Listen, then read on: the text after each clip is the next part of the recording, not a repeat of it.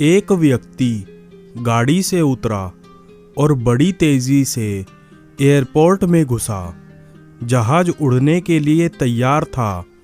उसे किसी कार्यक्रम में पहुंचना था जो खास उसी के लिए आयोजित किया जा रहा था। वह अपनी सीट पर बैठा और हवाई जहाज उड़ गया।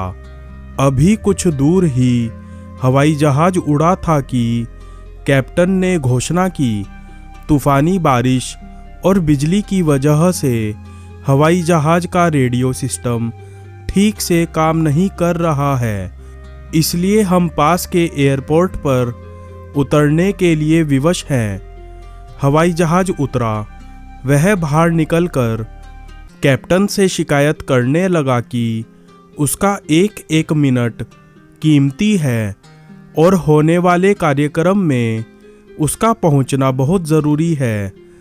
पास खड़े दूसरे यात्री ने उसे पहचान लिया और बोला, डॉक्टर पटनायक, आप जहां पहुंचना चाहते हैं टैक्सी द्वारा यहां से केवल 3 घंटे में पहुंच सकते हैं। उसने धन्यवाद किया और टैक्सी लेकर निकल पड़ा। लेकिन ये क्या, आंधी, तूफान, बिजली, बारिश ने गाड़ी का चलना मुश्किल कर दिया। फिर भी ड्राइवर चलता रहा।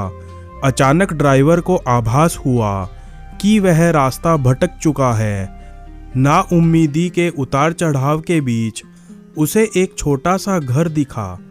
इस तूफान में वही गनीमत समझकर गाड़ी से नीचे उतरा और दरवाज़ा खटखटाने लगा। अंदर से आवाज़ आई, जो कोई भी है अंदर आ जाओ, दरवाज़ा खुला है। अंदर एक बुढ़िया आसन बिछाए भगवद गीता पढ़ रही थी। उसने कहा, माँ जी, अगर आज्ञा हो तो आपका फ़ोन का उपयोग कर लूँ? बुढ़िया मुस्कुराई और बोली, बेटा कौन सा फ़ोन? यहाँ ना बिजली है और ना ही फ़ोन। लेकिन तुम बैठो, सामने चरणामृत है, पी लो, थकान दूर हो जाएगी और खाने के लिए भी कुछ ना कुछ फल मिल ही जाएगा, खा लो ताकि आगे यात्रा के लिए कुछ शक्ति आ जाए। डॉक्टर ने धन्यवाद किया और चरणामृत पीने लगा। बुढ़िया अपने पाठ में खोई थी कि इतने में डॉक्टर की दृष्टि दूसरी ओर पड़ी।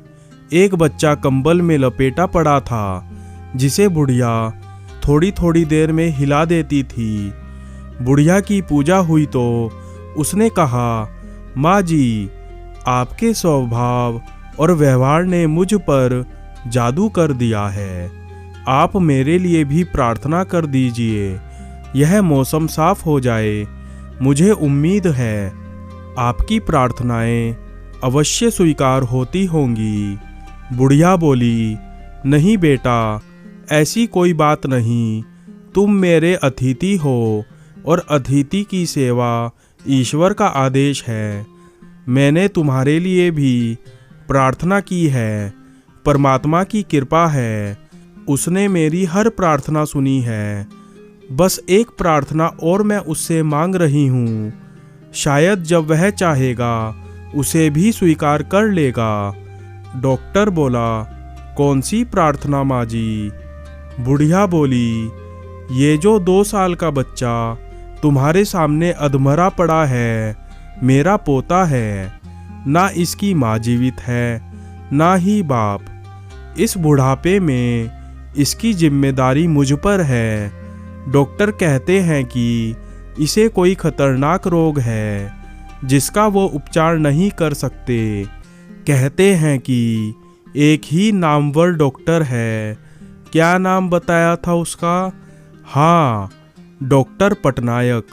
वह इसका ऑपरेशन कर सकता है। लेकिन मैं बुढ़िया कहाँ उस डॉक्टर तक पहुँच सकती हूँ? लेकर जाऊँ भी तो पता नहीं वह देखने को तैयार होगा भी या नहीं। बस अब बंसी वाले से यही प्रार्थना कर रही थी कि वह मेरी मुश्किल आसान कर दे। डॉक्टर की आंखों से आंसुओं की धारा बह रही थी। वह भरी हुई आवाज़ में बोला, माई, आपकी प्रार्थना ने हवाई जहाज को नीचे उतार लिया, आसमान पर बिजलियां कौंधवा दी, मुझे रास्ता भुलवा दिया ताकि मैं यहाँ तक खींचा चला आऊँ। हे भगवान, मुझे विश्वास ही नहीं हो रहा कि एक प्रार्थना स्वीकार करके अपने भक्तों के लिए इस तरह भी सहायता कर सकता है। वह सर्वशक्तिमान है। परमात्मा के भक्तों, उससे लो लगाकर तो देखो। जहाँ जाकर प्राणी असहाय हो जाता है, वहाँ से उसकी परम कृपा शुरू होती है।